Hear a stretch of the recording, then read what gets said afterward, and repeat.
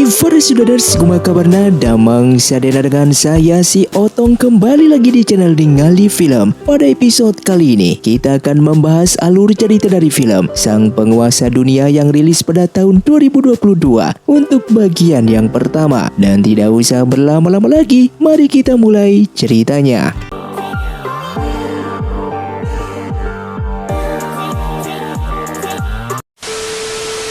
Film pun diawali dengan diceritakan jika dunia terbagi dari 7 wilayah yang dipimpin langsung oleh kekaisaran. Namun hanya dengan sebuah pelat Suanji, seorang pemimpin tersebut bisa menguasai 6 wilayah itu.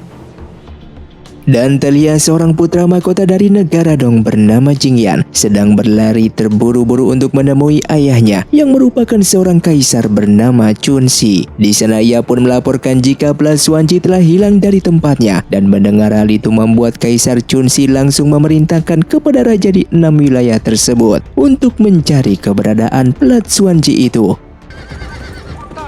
Bahkan seekor burung pun telah memberikan berita tersebut kepada Zhongli yang merupakan pengawal dari Hai Fengxi tentang hilangnya pelat Suanji. Ia pun dengan segera memberikan informasi tersebut kepada tuannya itu, dan Hai Fengxi ini merupakan salah satu pendekar terkuat di dunia persilatan. Singkatnya 1 bulan kemudian di suatu gunung, terlihat seorang jenderal bernama Ying Zhao dari wilayah Jizhou sedang dikejar oleh para pendekar dari wilayah lainnya, dikarenakan mereka menganggap jika pelat Suanji berada di tangan Ying Zhao dan ingin merebutnya. Ying Zhao yang berhasil masuk ke dalam hutan, namun kudanya harus terkena serangan dari musuh, dan pada akhirnya ia yang sudah terkepung harus melawan mereka seorang diri. Ying Zhao yang kewalahan dalam bertarung, seketika seorang pendekar wanita datang bernama Bai Fengxi untuk membawa Ying Zhao pergi dari sana. Sampailah mereka di sebuah goa untuk bersembunyi, dan di sana Ying Zhao meminta Bai Fengxi untuk mengantarkan pelat Suanji ke wilayah Jizhou mengingat dirinya sedang terluka. Namun alasan Bai Fengxi menolongnya dikarenakan dahulu Ying Zhao pernah menyelamatkan para warga dari peperangan antara wilayah. Ia pun memberikan obat kepadanya, dan setelah itu ia akan pergi ke tempat keluargahan untuk meminta obat tambahan mengingat Ying Zhao sedang terluka parah. Di sisi lain, di tempat keluarga Han, terlihat Tuan Han sedang merayakan pesta ulang tahunnya, yang seketika Bai Fengxi telah sampai di sana dengan berteriak mengucapkan selamat kepada Tuan Han. Tuan Han yang melihat Bai Fengxi langsung mengusirnya, mengingat jika Bai Fengxi selalu meminta obat secara paksa kepada keluarga Han. Akan tetapi Bai Fengxi mengatakan jika ia akan pergi dari sana setelah ia mendapatkan obat yang ia inginkan, sehingga Tuan Han memerintahkan para pendekar di sana untuk menangkap Bai Fengxi. Dan tak lama kemudian Hai Fengxi juga datang ke acara tersebut. Mengetahui jika Bai Fengxi dalam masalah, ia pun dengan segera memberikan sebuah kotak yang berisikan permata untuk diberikan kepada Tuan Han sebagai ganti rugi semua obat yang telah diambil oleh Bai Fengxi. Mengingat jika semua obat yang dicuri oleh Bai Fengxi selama ini digunakan untuk kepentingan semua warga yang sedang terluka, sehingga Tuan Han pun mempersilahkan Bai Fengxi untuk mengambil semua obat yang dia inginkan. Bai Fengxi yang kembali ke dalam goa langsung mencari Ying Zhao yang sudah tidak ada di sana. Setelah mencari, pada akhirnya ia pun menemukannya dan langsung memberikan obat pil hati dewa tersebut. Namun seketika mendengar suara para pendekar yang mulai mendekat dan mengepung mereka berdua.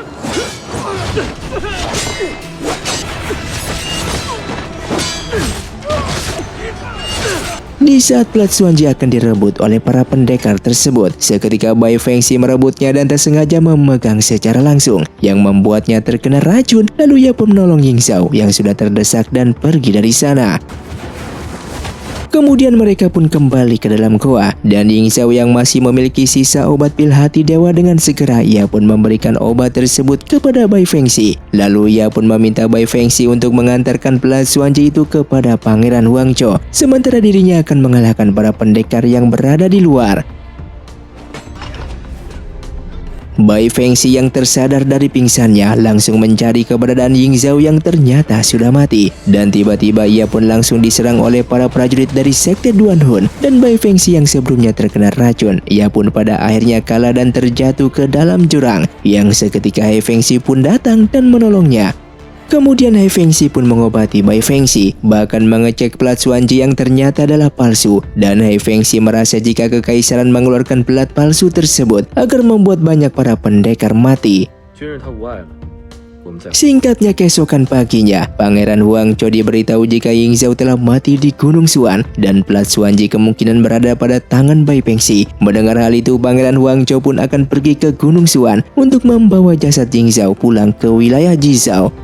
Sementara saat ini Bai Fengxi telah tersadar kembali dengan menuduh Hai Fengxi ingin mengambil pelat Xuanji darinya. Namun di sana Hai Fengxi menjelaskan jika pelat Xuanji tersebut adalah palsu. Bahkan ia pun memberitahukan jika ia telah memakamkan jasad Ying Zhao di puncak Gunung Xuan. 草制度，我为了玄机令救你。 Kemudian Bai Fengxi pun datang ke makam Ying Zhao di saat itu juga dan akan menepati janjinya untuk memberikan pelat Xuanji kepada Pangeran Huangzhou walaupun ia tahu jika pelat tersebut adalah palsu. Tak lama kemudian Hai Fengxi menghampirinya dengan menyuruh Bai Fengxi untuk secepatnya pergi ke keluarga Han untuk meminta pilah hati dewa agar kondisinya cepat pulih kembali.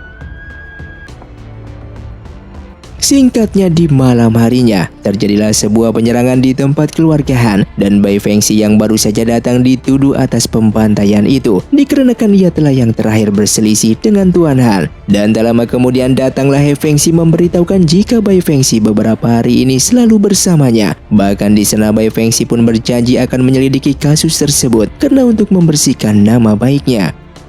Setelah itu mereka pun menuju kediaman keluarga Han. Di sana mereka melihat semua jasad keluarga Han yang sudah tidak bernyawa. Namun di sana mereka tidak menemukan jasad putra bungsu Tuan Han. Setelah itu mereka pun masuk ke dalam untuk mencarinya. Yang seketika terdengar suara dan ternyata itu adalah anak bungsu Tuan Han yang bernama Han Fu yang sedang memegang resep obat dari keluarga Han. Dan mereka pun menyimpulkan jika pembantaian ini dilakukan oleh para prajurit dari sekte Duan Hun dengan bertujuan untuk mendapatkan resep obat dari keluarga Han. Keesokan paginya, Han Fu yang sudah tersadar kembali langsung terkejut dan ketakutan melihat Bai Fengxi di sana. Namun Bai Fengxi menjelaskan jika kedatangannya ini bukanlah untuk menyakitinya, melainkan untuk menjaga dan melindunginya. Yang membuat Han Fu mendengarnya pun langsung melahap makanan yang telah diberikan oleh Bai Fengxi. Singkatnya di malam harinya, Hai Fengxi yang akan pulang ke kediamannya pun tiba-tiba prajurit sekte Duan Hun menghadangnya. Setelah itu mereka pun menemukan uang perak dan Hai Fengxi yang menyadari jika Bai Fengxi akan dalam bahaya, ia pun akan kembali untuk menemuinya. Di saat ia telah sampai di sana, ia pun langsung memeriksa keadaan Han Fu yang masih ketakutan. Kemudian ia pun memperlihatkan sebuah benda uang perak yang ia temukan di jasad prajurit sekte Duan Hun. Yang ia ketahui jika uang perak ini berasal dari keluarga Sang di Kota Yu. Mereka pun yang menemukan petunjuk itu berniat akan pergi menuju ke sana. Dan keesokan paginya, mereka semua mulai berangkat untuk pergi ke Kota Yu. Terlihat mereka saling berdebat satu sama lain, dikarenakan sejak kecil mereka selalu bertengkar tentang hal apapun. Dan Han Fu yang lapar langsung terbangun dari tidurnya. Yang seketika Bai Fengxi pun turun dari kereta tersebut untuk mencari makanan. Setelah itu Hai Fengxi pun meminta Han Fu untuk membuatkan pil hati dewa, dikarenakan saat ini Bai Fengxi masih membutuhkan obat tersebut. Di tempat lain, Pangeran Huangzhou telah sampai di makam Ying Zhao. Ia lalu menyuruh Xiao untuk memanggil pasukannya agar membongkar makam tersebut untuk jasadnya dipindahkan ke ibu kota Jizhou. Dengan bersamaan di sekte Tianxuang, terlihat para pendekar datang dikarenakan ingin mengambil pelat Xuanji yang berada pada Bai Fengxi. Lalu ketua sekte tersebut memberitahukan jika muridnya tidak berada di sini, sehingga ia pun meminta para pendekar untuk segera pergi dari sana. Dan di malam harinya, mereka pun pergi dari kedai tersebut setelah selesai makan malam. Namun di perjalanan pulang mereka diserang oleh prajurit sekte Duan Hun. Han Fu yang melihat prajurit itu pun sangat ingin membalaskan dendam keluarganya. Namun ia langsung dinasihati oleh Bai Fengxi untuk tidak membalaskan dendam itu. Keesokan harinya, mereka pun telah sampai di Kota Yu dan sedang makan di sebuah kedai. Sementara di luar, Zhongli dihampiri oleh Qiyun yang merupakan tuan muda dari keluarga Qi dengan meminta Zhongli untuk menjual kuda tersebut kepadanya. Hai Fengxi yang mendengarnya pun langsung keluar dengan memberitahukan jika kuda ini tidak dijual, yang membuat Qiyun marah dan menyuruh pengawalnya untuk mengajar mereka semua. Dan Qiyun yang melihat pengawalnya dengan mudahnya dikalahkan. Ia pun takut dan langsung pergi dari sana. Setelah bertemu dengan sang ayah bernama Tuan Qi, di sana Qiyun pun menceritakan jika pengawalnya telah dihajar oleh orang-orang yang tak ia kenal, yang membuat Tuan Qi pun marah dan keluar untuk menghabisi orang tersebut.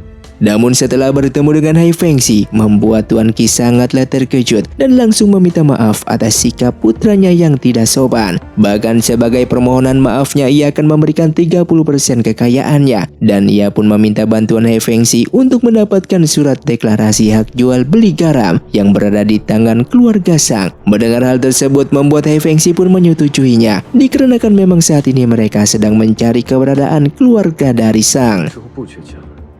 Di malam harinya, di pavilion Lipang, di sana mereka pun telah melihat kedatangan Tuan Sang yang baru datang ke sana, dan Bai Fengxi yang sudah menyamar menjadi wanita penghibur. Ia pun menghampiri ke ruangan Tuan Sang untuk mencari tahu informasi tentang Sekte Duanhun, sekaligus mengambil surat penjualan garam.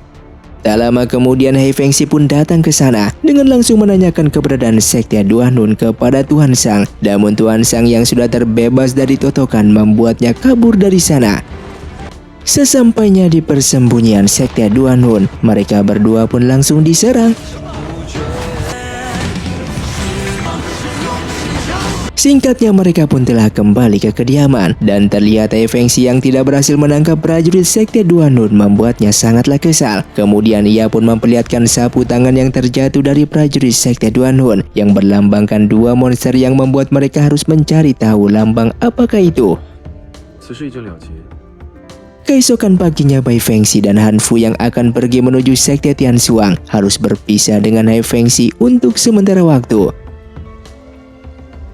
Singkatnya, di saat Bai Fengxi telah sampai di desa Tai, dengan bersamaan ia pun melihat orang-orang yang telah berdatangan ke desa tersebut, yang ternyata orang-orang itu adalah rakyat dari kota Luo yang dipimpin oleh keluarga kekaisaran. Dikarenakan Sang Zhao akan melakukan penyerangan terhadap kota Luo, dan rakyat pun pada akhirnya mengungsi ke desa tersebut. Hal itu disebabkan karena Plus Wanji telah hilang, yang membuat Sang Zhao juga ingin menguasai dunia. Di dalam perjalanannya, saat itu Han Fu sudah lelah karena belum juga sampai di Sekte Tianxuang. Bai Fengxi memberitahukan jika mereka akan sampai setelah melewati gunung desa Tai. Sementara di kota Luo yang berada di wilayah negara Dong, 10.000 pasukan Sang Zhao sudah berkumpul di gerbang kota Luo. Jenderal pasukan Sang Zhao meminta agar wali kota segera membuka gerbang, karena jika tidak maka mereka akan langsung menyerang. Sedangkan di dalam, Jenderal Kota Luo sedang berdiskusi bersama dengan wali kota. Hilangnya Plus Wanji dari istana menyebabkan semua wilayah akan mulai bertindak, dan wali kota juga sudah mengirimkan orang untuk meminta bantuan ke ibu kota. Namun meskipun begitu, Jenderal Wen masih tidak yakin akan menang, dikarenakan pasukan Sang Zhao sangatlah begitu banyak. Kemudian mereka kedatangan seorang utusan dari ibu kota. Dia adalah pendekar dari keluarga Yu bernama Wu Yuan. Namun kedatangannya bukan untuk berperang, melainkan ia akan membujuk Raja Sang Zhao untuk menarik semua pasukannya. 是去劝沙皇退兵的。 Di sisi lain, Han Fu tidak sengaja membuat wajah Bai Fengxi menjadi hitam. Ia lalu berlari karena takut Bai Fengxi marah. Namun tiba-tiba saja ia diserang oleh Xiao dan Pangeran Wang Chou. Setelah pertarungan tersebut, Pangeran Wang Chou terkejut karena mendapatkan lawan yang bisa mengimbanginya, dan Pangeran Wang Chou yang penasaran dengan namanya, namun Bai Fengxi tidak akan memberitahukannya. Dengan bersamaan, Wu Yuan pun bertemu dengan pasukan Sang Zhao dan ingin dipertemukan dengan Jenderal Besar Sang Zhao, namun pasukan di sana langsung menyerang Wu Yuan. Setelah pertarungan itu, Jenderal Besar Sang Zhao bernama Fan pada akhirnya menemui Wu Yuan. Dengan tegas, Wu Yuan pun meminta Sang Jenderal Fan untuk menarik semua pasukannya, dikarenakan bagaimanapun juga kota Luo merupakan bagian dari kekaisaran. Dengan adanya peperangan ini, maka rakyat akan sangat menderita. Di sisi lain, Bai Fengxi yang sudah ditraktir makan, ia pun membalas kebaikan Pangeran Wang Chou dengan memberikan senjata Ying Zhao yang di dalamnya adalah Plus Wanji palsu. Sehingga di sana Pangeran Wang Chou pun pada akhirnya menyadari jika dia adalah Bai Fengxi yang selama ini ia cari. Dengan bersamaan di markas pasukan Sang Zhao, terlihat Jenderal Fan didatangi oleh Kasim Liu dan langsung menangkap Jenderal Fan dikarenakan telah mundur dari penyerangan tersebut. Oleh karena itu, Kasim Liu pun akan mengambil alih pasukan karena ia sebelumnya sudah diberikan pelakat oleh Raja Sang Zhao. Sementara itu wali kota sedang memuji Wu Yuan yang bisa menghentikan peperangan hanya dengan beberapa kata. Namun seketika prajurit memberitahukan jika pasukan Sang Zhao datang kembali mengepung gerbang, dan Wu Yuan mengetahui jika pemimpin pasukan Sang Zhao sudah berganti alih. Kemudian Wu Yuan pun memerintahkan prajurit untuk bersiap membuat formasi dan mereka harus mendengarkan semua perintah Wu Yuan. Tak lama kemudian He Fengxi pun datang ke atas kereta Kasim Liu dengan menyuruh Kasim Liu untuk mundur dari sana. Dikarenakan jika raja memulai lagi untuk berperang, maka He Fengxi sendiri yang akan datang menemuinya. Kemudian wali kota diberitahu jika pasukan Sang Zhao telah mundur kembali karena Tuan Muda He Fengxi datang menerobos pasukan Sang Zhao, yang membuat Jenderal Wen pun terkejut mendengarnya dikarenakan dua pendekar hebat datang membantu kota Luo. Di malam harinya, Wu Yuan dan He Fengxi bertemu kembali untuk minum bersama, dan di sana Wu Yuan berterima kasih kepada He Fengxi dikarenakan telah membantunya.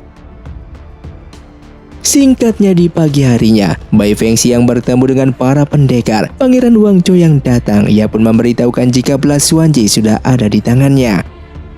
Setelah itu Bai Fengxi pun disambut oleh dua orang junior seperguruannya yang bernama Jiu Rong dan Lang Hua. Kemudian Bai Fengxi lalu bertemu dengan gurunya. Ia pun menceritakan jika Belas Suanji yang dicari oleh para pendekar ternyata adalah palsu. Ia sebelumnya juga sudah bertarung dengan prajurit sekte Duanun yang misterius. Bahkan pavilion Guan milik Hai Fengxi tidak menemukan informasi tentang mereka. Bahkan ia juga menceritakan jika ia telah menemukan sapu tangan dengan berlambangkan dua monster. Guru Bai yang mendengarnya pun sangatlah terkejut dikarenakan dahulu pasukan misterius itu pernah menyerang negara Dong. Namun beruntungnya saat itu para pendekar dari 6 wilayah datang untuk membantu, dan saat itu pasukan musuh mengibarkan benderanya berlambangkan dua monster.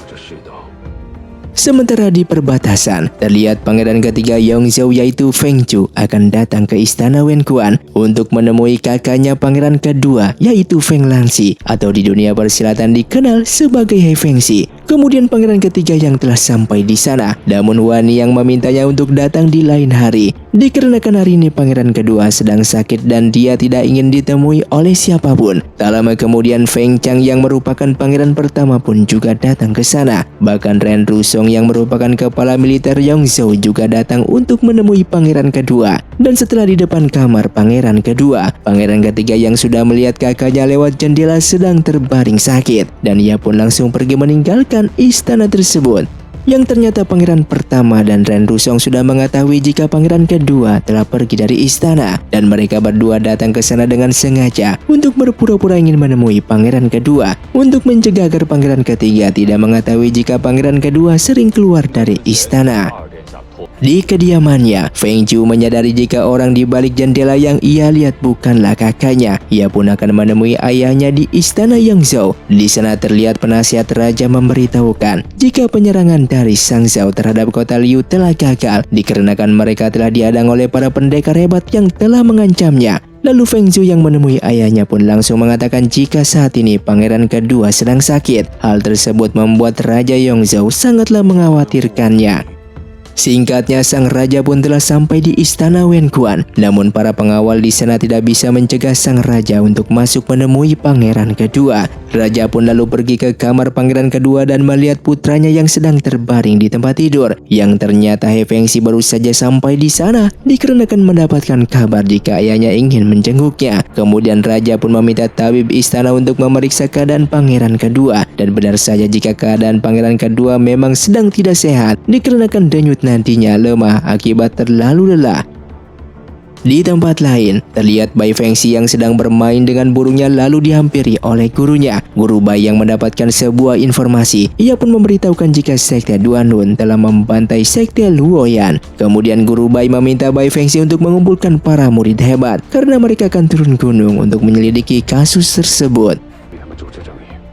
Dengan bersamaan, pangeran kedua yang baru saja kembali dari ibu kota disambut oleh para pelayan, dan pangeran kedua memberikan hadiah kepada Wani Yang dikarenakan ia telah bekerja dengan baik.